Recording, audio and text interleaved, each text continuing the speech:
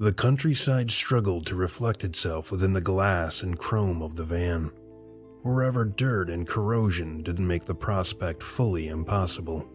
Yet the resulting soiled image seemed to exercise a much-needed correction to the seeming innocence of the surrounding scenery, exposing the rot that roiled behind the pristine and natural.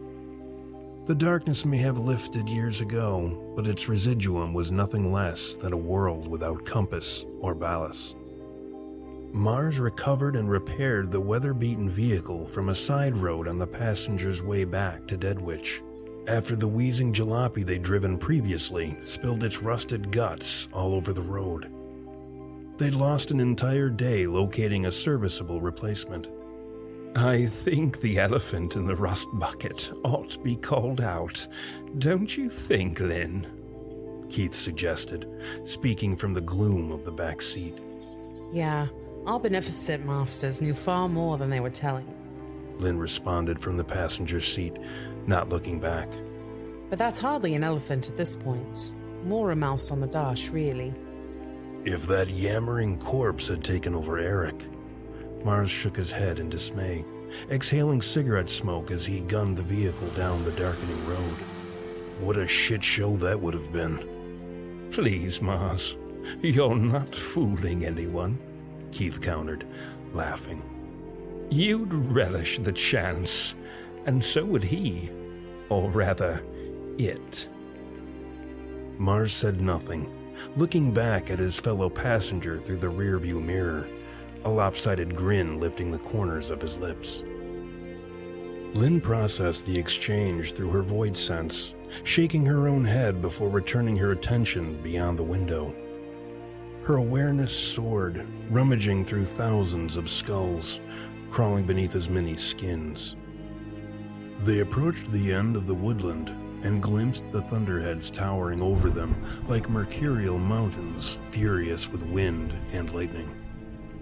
The thunder and wind struck at them with seeming intent, forcing Mars to tighten his grip upon the wheel as Keith leaned into the front seat to marvel at the incoming storm. Lynn absorbed the spectacle from all angles, assessing its impact on their momentum, feeling it surge through hawk feathers and deerskin alike.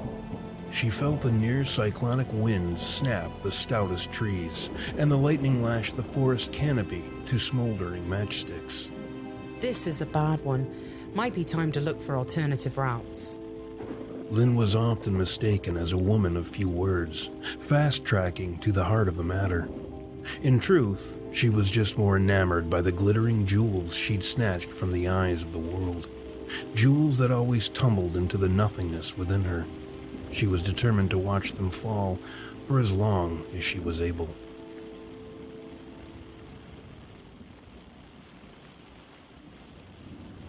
Mars turned down a road that seemed like it might veer around the storm, but it quickly shot downward, delivering the group into a narrow channel where it all but forgot that it had ever been a road.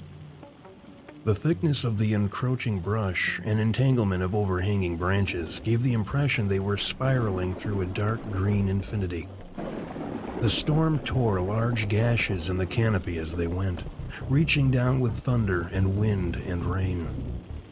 Mars felt an instinctual pull towards the sky, a primal need rising within him to battle the storm that howled threats and hurled lightning. The man who lived by violence alone grit his teeth and accelerated unconsciously, making the van roar down the choked path. "Jesus, Miles, slow down," Lynn scolded. "You're going to cost us another vehicle if you're not careful." She knew her words were pointless. His senses had become a blur again. "When all you have is a hammer, even storms look like nails, I suppose," Keith mused, unfazed as the van barreled up a hill, casting him back into his seat. The forest canopy parted, and the road began to reclaim itself from the overgrown margins.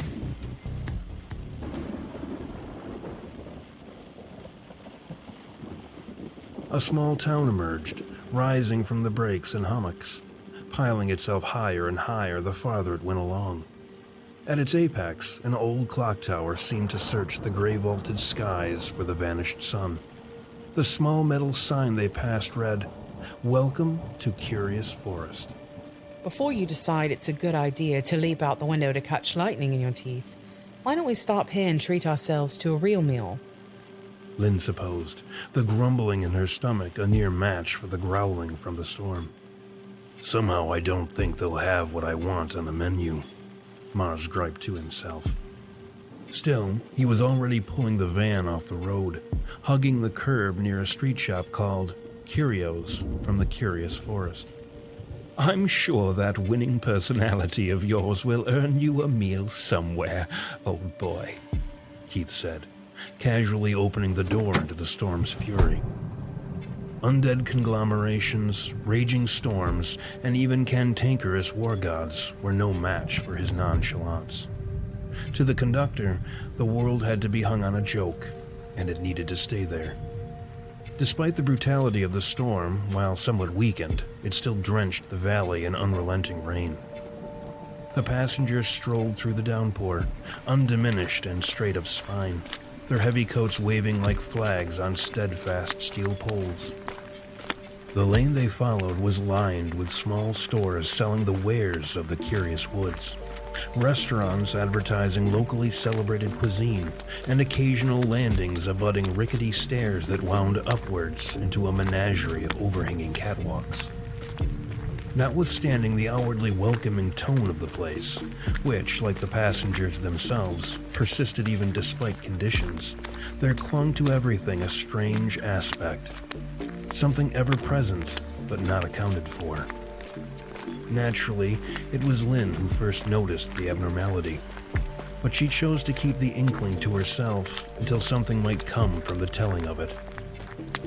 The last restaurant on the lane was the most lavish, and the group was looking to binge, so they found themselves entering the Last Stag, a comparatively large and well-decorated eatery, even sporting a jutting promontory filled with large windows that faced the woods where it marched solemnly up the distant hillside. Once shown to their table by a thin woman with thick strokes of gray leaking into the honey of her hair, Keith addressed his fellows. Little jewels one misses until they've skirted the beaten path, eh? Why, we've come and gone through these hills quite a few times now, and never once heard or seen anything about this curious forest. How curious indeed, yes? He giggled at his own wordplay. It's just a small town, Keith. The hills are filled with them. Lynn almost felt like she was baiting the strangeness she detected earlier, calling it out by denying the specter of its presence. Well, regardless, Keith continued, undeterred. Here's to Mars, his willingness to face down windmills. Of course, I mean windstorms. For without his unbridled bellicosity, we would be all much the hungrier, if a bit drier. To Mars. He was alone in raising his glass of water, drawing more than a few looks by the only other patrons, a couple of women seated in one of the distant corners, away from the windows. Mars ignored his companion, instead asking, What do you want, Lynn? The scent stealer waited for Mars's eyes to scan the menu so she could decide. Moments later, the waitress returned, and Keith ordered the largest omelet they offered. Lynn and Mars each had the cordon bleu, and all of them ordered red wine. It'll be nice to drink without Eric saying something patronizing, Lynn offered before being received of her glass.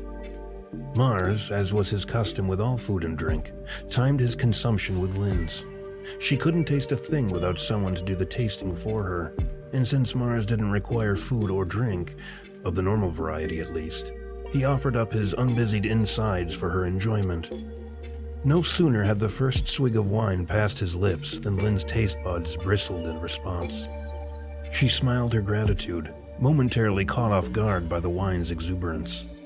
Mars only nodded, repressing a grin. He was rarely caught off guard. Yes, but I do miss him, I think, Keith mused, chuckling between long pulls of wine.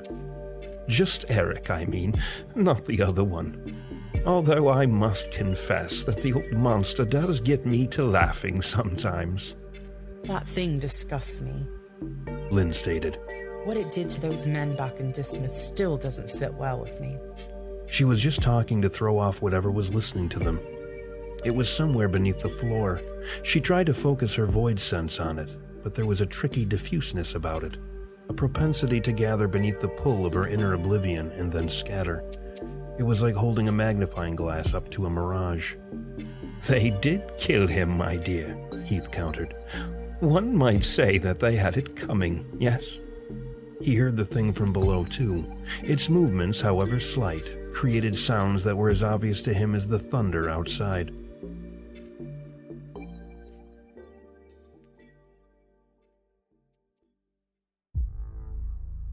The conductor's next words were shielded from all but his companions. "Now, I'll not take one step away from this table until I've finished with my meal. Do you two understand that?" He could tell by Lynn's expression that she already knew about the intrusion, but Mars perked up at what might be coming next. "Anyway, we've company from below. In the wine cellar, would be my guess." Mars folded the cloth napkin he'd placed across his lap, set it aside, and pushed his chair away from the table. "Looks like they might have something on the menu for me after all."